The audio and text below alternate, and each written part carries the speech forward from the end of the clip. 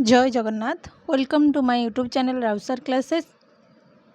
आज क्लास रे आमे ओटीटी पेपर 2 रो चाइल्ड डेवलपमेंट एंड पेडागोजी जो रही चैप्टर तार teacher centre approach, learner centre approach, learning centre ये जो तीनोटी रही ताऊपर आमे 52टा क्वेश्चन डिस्कशन करिबा। तो आज क्लास रे आमे 52टा क्वेश्चन डिस्कशन करिबा। वीडियो को आपण माने फास्ट टू लास्ट संगे देखंतु, निहारी यारी भितर क्वेश्चन आसी पारे तम मानकर ओटीटी पेपर 2 रो एग्जाम रे। तो जदि भी किए चैनल रे नुआ आछंती तेबे चैनल को सब्सक्राइब करिवे। जदि वीडियो टी भल लागु ताले समस्त गोटे गोटे लाइक कर देबे। चलंतु क्लास टी स्टार्ट करिबा। 52टा क्वेश्चन रही 52टा डिस्कशन करिबा।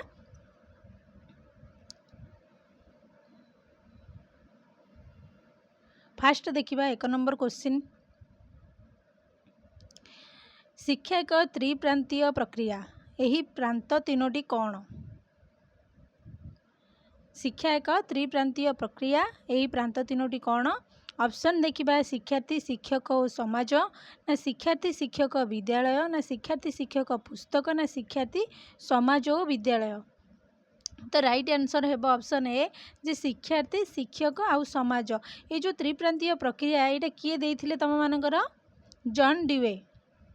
जॉन ड्यूए तमर त्रिप्रांतीय प्रक्रिया देथिले जो थे आमर शिक्षार्थी जीवे, शिक्षक आउ समाज जीवे, ये तीनोटी जाक जीवे। तापर क्वेश्चन देखिबा 2 नंबर क्वेश्चन। समन्वित शिक्षा व्यवस्था रे केते जण विद्यार्थी मानक पई जणे संबल शिक्षक नियुक्ति हेबार व्यवस्था अछि? तो संबल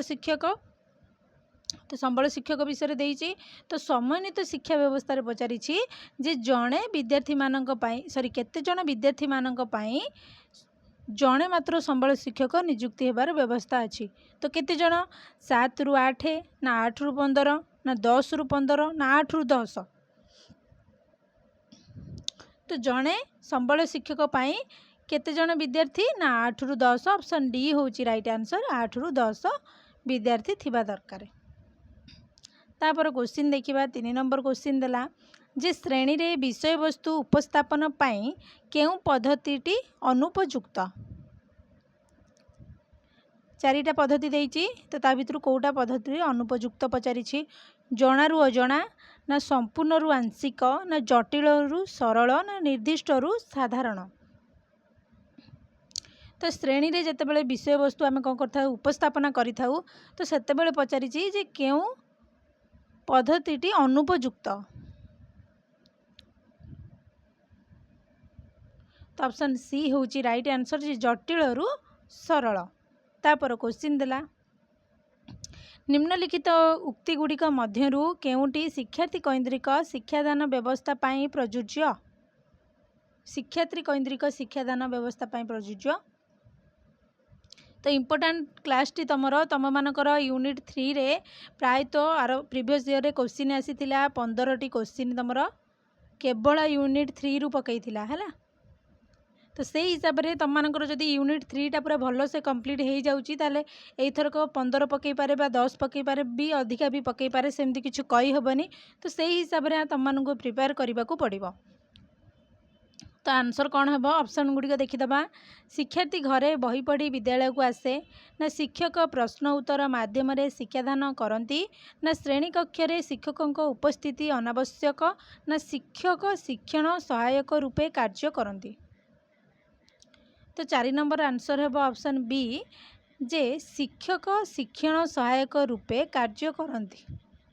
तापर क्वेश्चन देला निम्नोक्त उक्ति मानक मध्यरु केउटी शिक्षार्थी केन्द्रिक शिक्षा व्यवस्था पाई प्रযোज्य नुहे?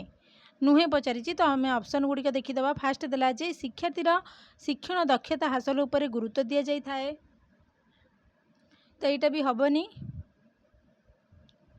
नुहे पचारिछि जे शिक्षार्थीर शिक्षण दक्षता हासिल उपरे गुरुत्व दिया जाय थाए। तापर ऑप्शन देला जे शिक्षक शिक्षण सहायक हिसाब से काम करिथांती। तापर क्वेश्चन देला विद्यालय रे शिक्षार्थीर उपस्थिति उपरे गुरुत्व दिया जाय थाए। शिक्षार्थी मानकर सामग्रिक विकास उपरे गुरुत्व दिया जाय थाए। तो विद्यालय रे शिक्षार्थीर उपस्थिति उपरे केबे भी गुरुत्व दिया जिवो नाही। तो ऑप्शन सी होची राइट आंसर।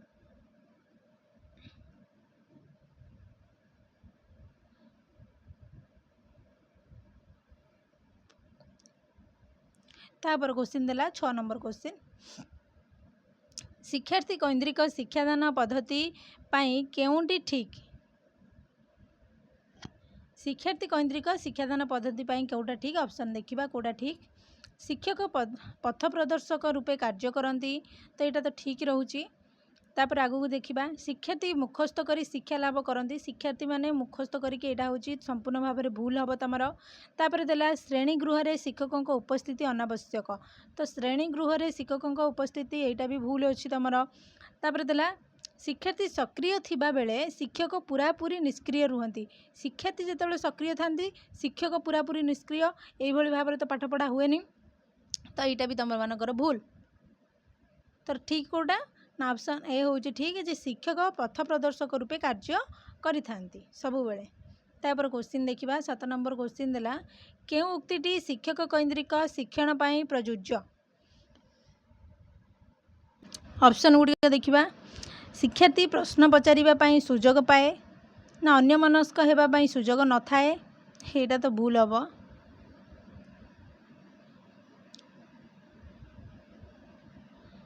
शिक्षार्थी प्रश्न पचारिबा पाई सुजोग पाए यहाँ भी भूल अल्प बुद्धि संपन्न पिला पाई अधिक उपयोगी यहाँ भी हेनी अल्प बुद्धि पाई कौन पाई अधिक उपयोगी सेटा तो हेनी तापर शिक्षक बहुत सक्रिय हुंती ऑप्शन डी हूँ राइट आंसर शिक्षक सबुबले कौन करिथांती जेहेतु यहाँ शिक्षक कैंद्रिक पचारि तो शिक्षक कैंद्रिक शिक्षक सबुबले एक्टिव थांती सबुबले शिक्षक एक्टिव होकी थांती शिक्षक कैंद्रिक पचारे शिक्षक सबुबले एक्टिव थांती तो सक्रिय हुंती नहीं सॉरी निष्क्रिय हुंती नहीं सक्रिय हुंती ये सक्रिय देछि सॉरी टिके मिस्टेक हो गला ठीक अच्छे आम देखा नेक्स्ट क्वेश्चन देखा 8 नंबर क्वेश्चन देखा जे शिशु कैंद्रिक शिक्षादान रे कौन हुए शिशु कैंद्रिक शिक्षादान रे कौन हुए ऑप्शन देखा शिशु आपे आपे शिक्षा लाभ करे शिशुटी आपे आपे केमती शिक्षा लाभ करि परिबो एटा तो हबनी तापर देला शिक्षकों अपेक्षा शिशु अधिक सक्रिय रहे यहाँ ठीक भली लगुच तो देखा आगू को तापर कौन देला शिक्षक शिशु को अधिक पढ़ा दियंती शिक्षक शिशु को अधिक पढ़ा दियंती सेमती तो किछि नाही एटा भी भूल आसुची शिक्षण रे शिक्षकों उपस्थिति अनावश्यक यहाँ तो संपूर्ण भूल तो ठीक कोटा आमको लगिला ना शिक्षक अपेक्षा शिशु अधिक सक्रिय रहे जेते बेले गोटे क्लास रे शिक्षकों अपेक्षा शिशुटी अधिक सक्रिय रही थाए शिशु कैंद्रिक जेहेतु देइछि तो शिक्षकों अपेक्षा शिशुटी कौन करें ना अधिक सक्रिय से जगह थाए जदि शिक्षक कैंद्रिक दे था शिक्षक ही से जगह आमर सक्रिय था जेहेतु यहाँ शिशु कैंद्रिक देइछि तो शिशु अधिक सक्रिय रहे तापर क्वेश्चन देखा पाठ्यक्रमर गोटे अंश अध्ययन पर शिक्षार्थी ठारू जो सब उपलब्धि आशा करा जाए सेपरी कार्य को क्यों प्रकार शिक्षादान कह जाए तो पाठ्यक्रमर गोटे अंश अध्ययन पर शिक्षार्थी ठारू जो सब उपलब्धि आशा करा जाए सेपरी कार्य को क्यों प्रकार शिक्षादान कह जाए इंपोर्टेंट क्वेश्चन तुम मानकर कार्यभित्तिक शिक्षादान ना शिक्षार्थी कैंद्रिक शिक्षादान ना शिक्षक कैंद्रिक ना शिक्षण कैंद्रिक तो चारिटा ऑप्शन रु कोडा हम शिक्षण कैंद्रिक जेहेतु आमको पचारा जे पाठ्यक्रम गोटे अंश अध्ययन सरीगला परे शिक्षार्थी ठारू आम कौन कर जो सब उपलब्धि आशा करा जाय थाए से जगह आम कौन शिक्षण कैंद्रिक हेब तापर क्वेश्चन देखा 10 नंबर क्वेश्चन निम्नोक्त मध्यरु केउटी शिक्षार्थी कैंद्रिक व्यवस्था पाई प्रयोज्य अटे आसिला आमर कौन ना शिक्षार्थी कैंद्रिक आसला ऑप्शन गुड़िक देखा कोटा प्रयोज्य अटे जानिबा शिक्षार्थीर सामग्रिक विकास उपरे गुरुत्व एटा तो ठीक लगुच तापर आगू को जीवा शिक्षकों शिक्षादान उपरे गुरुत्व ये आमको देछि शिक्षार्थी कैंद्रिक आमर शिक्षक केबे भी आसबेनि शिक्षकों शिक्षादान उपरे आम केमिति गुरुत्व दबा जेहेतु आमर शिक्षार्थी कैंद्रिक पचारि तो यहाँ भूल आसब तापर देखा शिक्षक शिखाइले पिला माने शिखिबे यहाँ भी भूल कारण शिक्षार्थी कैंद्रिक देछि शिक्षार्थी माने सीमित उपकार पाती यहाँ भी भूल तो आंसर कौटा हम ना शिक्षार्थीर सामग्रिक विकास उपरे गुरुत्व यहाँ हूँ राइट आंसर ऑप्शन ए तापर क्वेश्चन देखिया ये जो तुम मानकर रही शिक्षार्थी कैंद्रिक शिक्षक कैंद्रिक आउ कौन शिक्षण कैंद्रिक एगुड़ सब मजालिया पाठ थरे मात्र बुझीगले तुम मैंने पूरा कला बेलू मजा लगे तुमको जिते तार आंसर तुम मैंने बाहर कर तुमको निहाती मजा लगे से क्वेश्चन तुमको आहरी 4-5टा खंडे क्वेश्चन पकई था कि आम आहरी भल भल आंसर दे था। तो देखिए शिक्षार्थीर अभिज्ञता आग्रह सामर्थ्य को दृष्टि रखी जो शिक्षादान शिक्षण योजना करा जाए सेपरी व्यवस्था को क्यों प्रकार शिक्षादान कहुए। तो शिक्षार्थीर अभिज्ञता आग्रह सामर्थ्य को दृष्टि रखी तो कौन हम कार्यभित्तिक शिक्षादान ना शिक्षार्थी कैंद्रिक शिक्षादान ना उद्देश्य भित्तिक शिक्षादान ना शिक्षण कैंद्रिक शिक्षादान। तो 11 नंबर आंसर कौन है ऑप्शन बी हूँ राइट आंसर जे शिक्षार्थी कैंद्रिक शिक्षादान। तो जेहेतु आमर ये कौन पचारि फास्ट आम देखा जे शिक्षार्थीर पचारि तो शिक्षार्थीर सब बेले शिक्षार्थी कैंद्रिक हम जदि आमको शिक्षक दे था ताले शिक्षक कैंद्रिक होता बुझीगला। आशा करुँच समस्त क्लीयर हो जाइए आमर जो शिक्षार्थी कैंद्रिक क्या कहुए शिक्षण कैंद्रिक क्या कहुए आउ कौन शिक्षक कैंद्रिक क्या कहुए। तुम मानकर प्रीवियस रे निहाती 3टा क्वेश्चन आसीथिला शिक्षार्थी शिक्षक शिक्षण रे 3टा क्वेश्चन तुम मानकर आसीथिला तो सेमती भी कहीहबनी 4टा भी आसीपारे। तो 12 नंबर क्वेश्चन देखिबा जे शिक्षादान शिक्षण प्रक्रियार केउटी मुख्य उपादान अटे आ भितर कोटा मुख्य उपादान अटे कार ना शिक्षादान शिक्षण प्रक्रियार शिक्षक ना शिक्षार्थी ना अभिज्ञता ना उपरोक्त समस्त।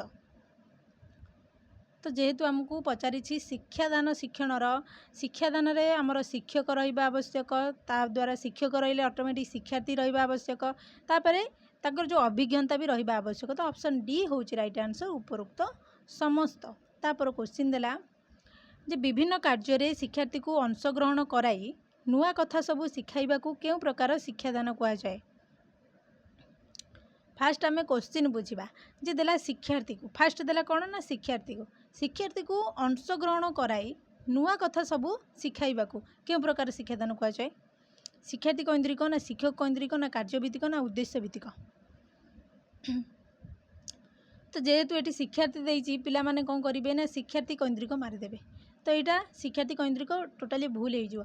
तो तुम मैंने फास्ट क्वेश्चन पढ़ कौन कही सी लिखी विभिन्न कार्य शिक्षार्थी को अंशग्रहण कराई नुआ कथा सब शिखाइबा को केउ प्रकार शिक्षादान कहुए। यहाँ हूँ ऑप्शन सी कार्यभित्तिक शिक्षादान बोली कहुए। यहाँ शिक्षार्थी को पचारि तो निजे शिक्षार्थी ये कहूनी तो ताकू कौन करिया शिक्षार्थी को आमे अंशग्रहण कराई पचारि नुआ कथा सब शिखाइबा को तो सेठी आमर कार्यभित्तिक हम यहाँ शिक्षार्थी कैंद्रिक बिल्कुल हेनी तुम मैंने भी भूल शिक्षार्थी कैंद्रिक मारबनी। तापर क्वेश्चन देखिबा शिक्षार्थी कैंद्रिक शिक्षादान पाई निम्नोक्त केउंटी ऊपर गुरुत्व दि जाए 4टा ऑप्शन देछि ता ऊपर केउंटा ऊपर गुरुत्व दि जाए पचारछि कौन से 4टा ऑप्शन देखिबा शिक्षार्थीर आवश्यकता ना सामाजिक परिस्थिति ना अभिज्ञता हासिल ना उपरोक्त समस्त। तो शिक्षार्थी कैंद्रिक शिक्षादान पाई निम्नोक्त केउंटी उपरोक्त गुरुत्व दि जाए। शिक्षार्थी कैंद्रिक आमर शिक्षार्थीर आवश्यकता गुरुत्व दि जाए सामाजिक परिस्थिति भी थिबा दरकार अभिज्ञता हासिल यहाँ भी ठीक। तो ऑप्शन डी हूँ राइट आंसर उपरोक्त समस्त। तापर क्वेश्चन देखिबा 15 नंबर क्वेश्चन देला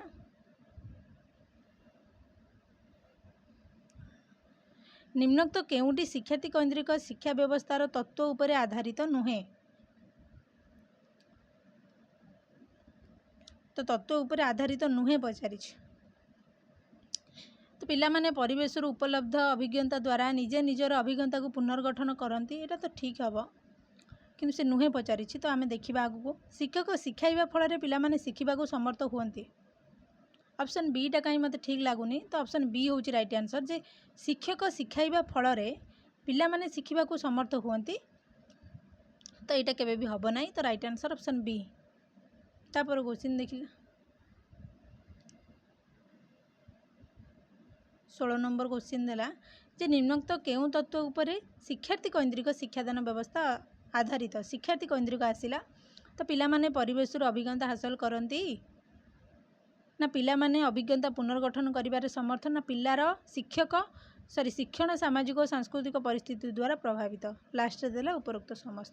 तो ये आम देखिले जे शिक्षार्थी केन्द्रिक शिक्षादान व्यवस्था पचारि तो ये सबुथे शिक्षार्थी ही आसुँच पिला माने परिवेश अभिज्ञता हासिल करती से ठीक अच्छी पिला माने अभिज्ञता पुनर्गठन करिवारे समर्थ होता पिला माने शिक्षण सामाजिक और सांस्कृतिक परिस्थिति द्वारा प्रभावित। तो ऑप्शन डी हूँ राइट आंसर उपरोक्त समस्त जाक हेब। तापर क्वेश्चन देखिबा 17 नंबर क्वेश्चन देला जो शिक्षार शिक्षार्थीर इच्छा आग्रह सामर्थ्य इत्यादि उपरे गुरुत्व दि जाई थाए ताहाकू निम्नोक्त केउ व्यवस्था कहा जाए। शिक्षार्थीर इच्छा पचारि शिक्षार्थीर इच्छा आग्रह सामर्थ्य पचारि तो कौन हम आंसर हम शिक्षक केन्द्रिक हम ना शिक्षार्थी केन्द्रिक ना दक्षता केन्द्रिक ना शिक्षण केन्द्रिक। तो शिक्षार्थी पचारि माने आम आराम से आखि बुझिकी ऑप्शन बी मारिदेबा शिक्षार्थी केन्द्रिक। तापर क्वेश्चन देखिबा निम्नोक्त मध्यरु अंतर्दृष्टि मतवाद सह संपर्कित नुहे चारिटा ऑप्शन देछि अंतर्दृष्टि मतवाद सहित कोडा ता भितर संपर्कित नुहे सानिध्य नीति ना परिचित नीति ना संपूर्णता नीति ना सादृश्य नीति। तो कोडा आंसर हेबो ऑप्शन डी सादृश्य नीति। तापर क्वेश्चन देला 19 नंबर क्वेश्चन जे शिक्षार्थी केन्द्रिक शिक्षादान पाई केउंटी ठीक नुहे शिक्षार्थी केन्द्रिक शिक्षादान पाई शिक्षार्थी केन्द्रिक पाई कोडा ठीक नुहे पचारछि। ऑप्शन देखिबा शिक्षार्थी सक्रिय थिला बेले शिक्षक निष्क्रिय रहते यहाँ संपूर्ण भाव में भूल। शिक्षण केन्द्रबिंदु शिक्षा शिक्षक यहाँ तो ठीक हम शिक्षक पथ प्रदर्शन रूपे कार्य करते शिक्षक सब पथ प्रदर्शन रूपे कार्य करते भी ठीक आसुची। शिक्षादान अपेक्षा शिक्षण प्रक्रिया उपर अधिक गुरुत्व दिए तो यहाँ भी ठीक आस। तो भूल कोटा ऑप्शन ए हूँ भूल शिक्षार्थी सक्रिय थिला बेले शिक्षक निष्क्रिय रहती जितेबाला शिक्षार्थी कौन एक्टिव था से कौन शिक्षक पासिव था कि शिक्षक भी एक्टिव था। तो ऑप्शन ए हूँ राइट आंसर। तापर क्वेश्चन देखिबा निम्नोक्त मध्यरु केउंटी बहु पुरातन और पारंपरिक पद्धति अटे चारिटा ऑप्शन देछि से पचारि बहु पुरातन और पारंपरिक पद्धति अटे कोटा शिक्षार्थी केन्द्रिक शिक्षा ना शिक्षण केन्द्रिक ना शिक्षक केन्द्रिक ना शिक्षण केन्द्रिक ना दक्षता केन्द्रिक कोटा भितर बहु पुरातन और पारंपरिक पद्धति। तो शिक्षक केन्द्रिक शिक्षण होची बहु पुरातन और पारंपरिक पद्धति ऑप्शन बी होची राइट आंसर। तापर क्वेश्चन देखिबा शिक्षकों अपेक्षा केउ प्रकार शिक्षादान रे शिक्षार्थी अधिक सक्रिय रहे शिक्षकों अपेक्षा केउ प्रकार शिक्षादान रे शिक्षार्थी अधिक सक्रिय रहे केउ प्रकार शिक्षक केन्द्रिक शिक्षादान रे ना शिक्षार्थी केन्द्रिक शिक्षादान रे ना शिक्षण केन्द्रिक ना दक्षता केन्द्रिक। तो जेहेतु आमर शिक्षार्थी अधिक सक्रिय थाए पचारि शिक्षार्थी कथा पचारि तो सही जगह आमर केवल शिक्षार्थी केन्द्रिक शिक्षादान ही हम ऑप्शन बी हूँ राइट आंसर। चलते तापर क्वेश्चन देखिबा किए शिक्षादान शिक्षण प्रक्रियार केन्द्रबिंदु अटे आ भितर शिक्षादान शिक्षण प्रक्रियार केन्द्रबिंदु किए अटे शिक्षक ना शिक्षार्थी ना परिवेश ना उपकरण केन्द्रबिंदु किए तो सबुबले केन्द्रबिंदु किए था ना शिक्षार्थी ही था शिक्षण प्रक्रियार केन्द्रबिंदु शिक्षार्थी ही अटंती। तापर क्वेश्चन देला 23 नंबर क्वेश्चन निम्नोक्त मध्यरु केउ कारण पाई शिक्षार्थी केन्द्रिक शिक्षादान को अधिक फलप्रद बोली विवेचना करा जाए।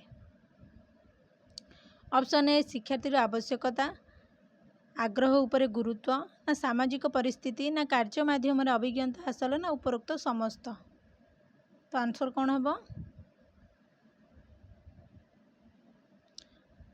शिक्षार्थीर आवश्यकता आग्रह उपरे गुरुत्व यहाँ हम सामाजिक परिस्थिति यहाँ हम कार्य माध्यम अभिज्ञता यहाँ भी हम ऑप्शन डी हूँ राइट आंसर। तापर क्वेश्चन देला 24 नंबर क्वेश्चन केउ शिक्षण प्रक्रिया रे शिशु सक्रिय भाव में अंशग्रहण करिवार सुजोग न थाए शिक्षक केन्द्रिक शिक्षण केन्द्रिक दक्षता केन्द्रिक ना उपरोक्त मध्यरु केउटा नुहे। 24 आंसर है ऑप्शन ए शिक्षक केन्द्रिक शिक्षण। तापर क्वेश्चन देला शिक्षार्थी केन्द्रिक शिक्षादान